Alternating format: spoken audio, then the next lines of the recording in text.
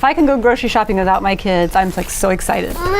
So, but a couple days ago, I'm grocery shopping with my kids, and I turn around and they're gone. And then, so I go around to the next aisle to look for them, and as I'm making the curve around the aisle, I hear on the loudspeaker, "Coleen Krubl, come to the service counter." So there they were, my daughter's crying. They'd been away from me for like all of 1 minute, you know, but she's already panicking because they couldn't find me. But they had the presence of mind to go to the customer service counter and ask for Coleen Krubl. So it all was fine, but do you go with all four? Do you ever do all? Yeah, Aldi, where I have to bag it myself. Yeah, oh yeah. So how do you manage that? Do you have strategies like with what you were just describing with the gummy bears? We've tried to like. Do they have to keep a hand on the cart? No, I don't want them to touch my cart, and I don't want them to push my cart. They're dangerous with carts. We've had to teach them to stay to one side, which honestly, not that I think any child is bad versus. No, kids are just different. Yeah. But like, sometimes when I see other kids, I'm like, oh, maybe my kids were maybe listening when I said to stay to one side for the most part. Like, it shocks me sometimes that they actually might have heard me. But you know, I try to teach them to stay to one side or stay behind me and walk.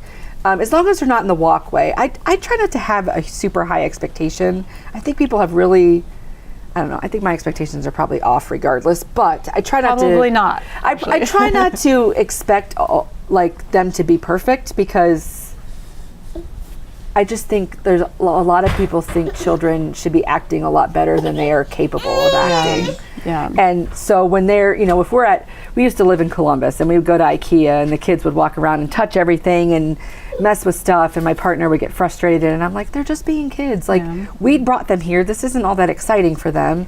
I know not every minute has to be super happy fun time, but I can understand why they want to touch things and figure it out or whatever. And really, they're not hurting anything. They're not breaking anything. So as long as they put stuff back where they found it, I can get that they're walking around. And I want them to have their heads up and talking to people, saying, excuse me, you know, finding a trash can if they have trash in their hand. To me, I feel like those are people skills that if they had a tablet in their face, they wouldn't be getting those skills. Right. So I kind of have always said, I didn't have a choice when I had one kid. I don't have a choice now really either, but when it was just him and I, you know, I took him everywhere I went. Right. And now I take the four of them to doctor's appointments, my doctor's appointments. They have to sit there. You know, they might not like it, and it might be challenging for me, but they're learning how to interact as humans, and I think that's important. Oh, you've made an excellent point. Bravo. Oh, thanks, Liz. I'm like, where'd you get that food? It could have really come from anywhere. It could have been from the trash can from a week ago. You still eat it. Well, and then I also want to ask, when you're shopping, do you let your kids use those small shopping carts? Because they're so dangerous with those. They run into everybody. They hurt me. They keep running into me. So I specifically don't go there so we don't have to have that conversation. Okay. Because then every time it would be a battle and a fight. Yep. And So I'm talking about our local Kroger. They have the small junior size shots. They're so cute, but I'm like, whose idea was this? Why did they do this? And if I somebody had didn't have one kids. child with me, then that's one thing. But when I'm shopping with multiple kids, and you know, there's stories all the time about needing to keep your eyes on your kids at the grocery store lately. And if I have to go with all of them, then I find one of those big carts with the blue seats. The two big kids are buckled up and in. The other one is in the cart, and then he's in a carrier. And it's just the minimum things that we So have then do to you get. actually have any room for your groceries? Yeah, it's still a regular size cart. And then the addition. But I only try. It's like an emergency if we all have to go together, and it's only like the specific things that we need, and I give each kid a list.